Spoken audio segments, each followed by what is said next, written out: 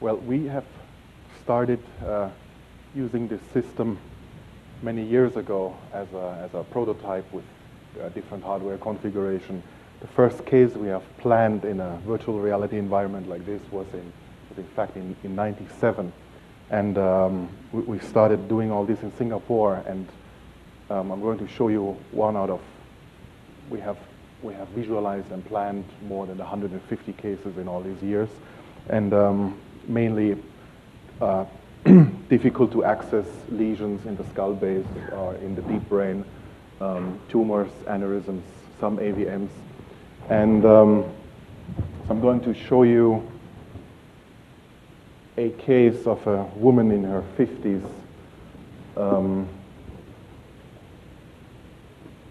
who presented, in fact, without cranial nerve deficits, with some rather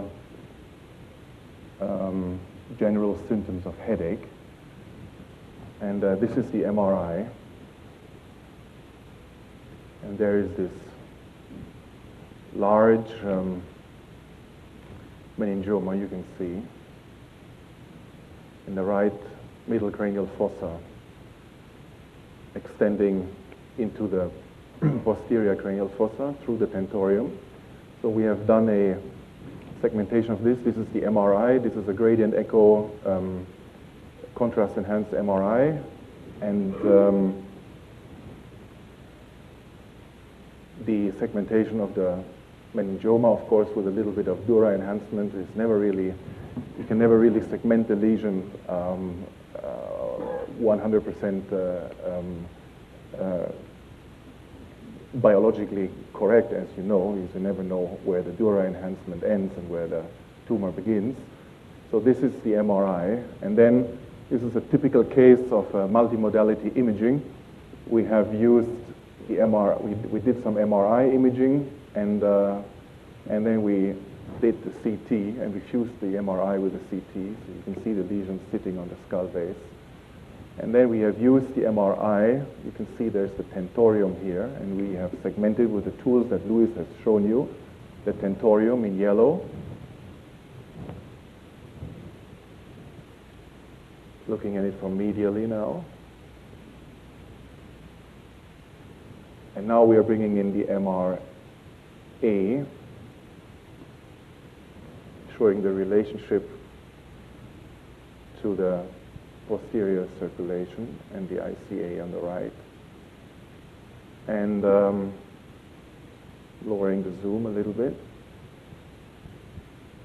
And then we also did an MRV for this one, which shows the sigmoid sinus, transverse sinus.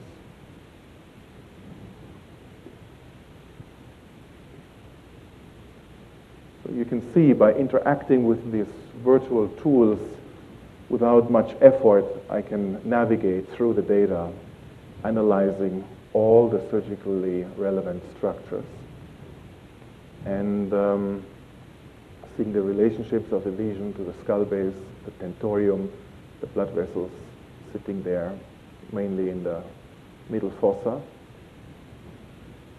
We can look at the MRI again in addition, and we see that there is a temporal lobe cyst here as well, which is kind of conveniently sitting there, and we have also segmented it, because that allowed us to have a bit more space when accessing the lesion. So we were discussing how to operate this. Do we need two approaches?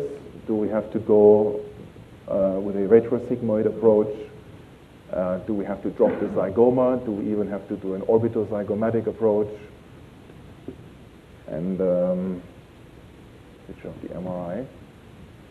So we can, with this data set, we can start playing a little bit and planning the different options. So first, with a retrosigmoid approach, activating the CT.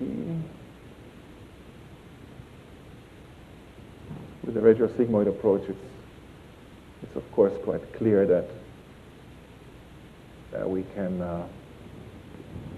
access this infratentorial part of the lesion. You can zoom in like this.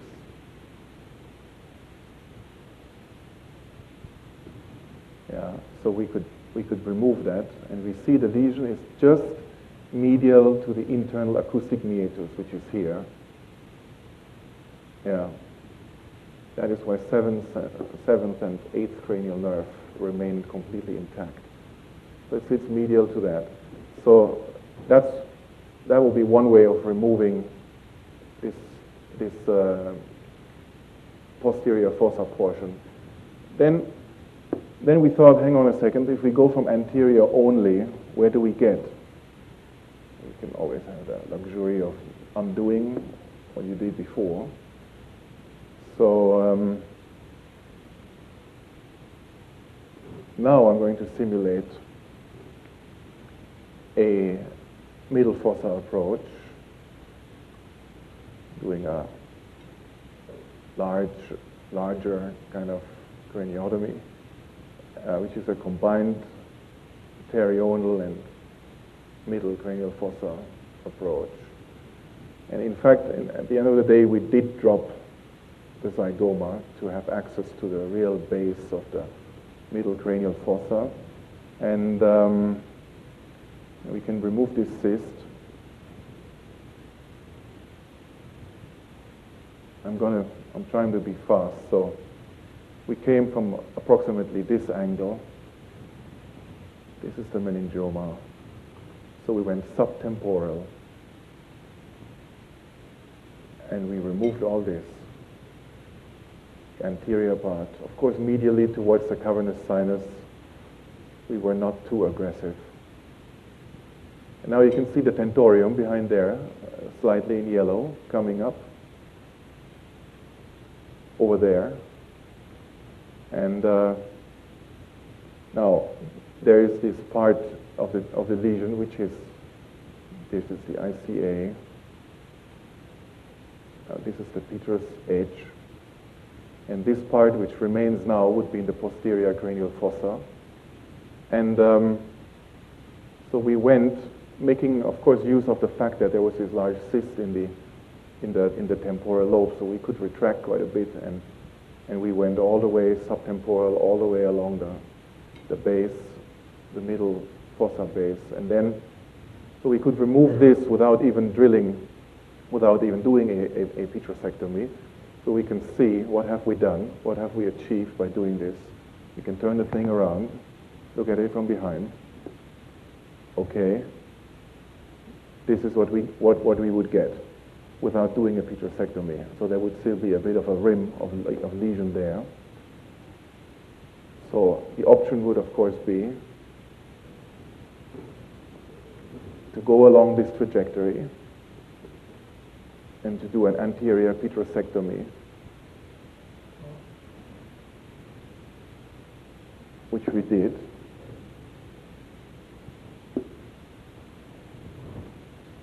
See, lateral to the Rellos canal, the petroglobal fissure, you can see it a little bit there. We did a bit of a anterior petrosectomy, which is maybe about a centimeter, and then we could remove, you can see, this is pretty much the intraoperative viewpoint.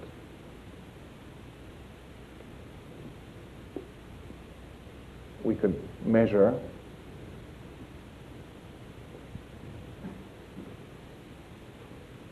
how wide does that have to be. You see, it's 14 millimeters.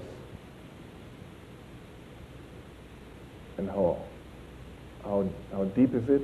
It's just about, the edge used to be there, so it's just like 7.5 or something.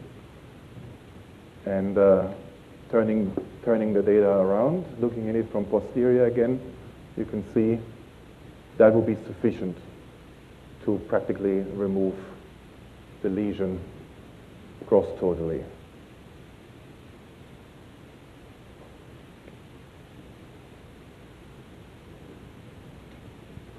Okay.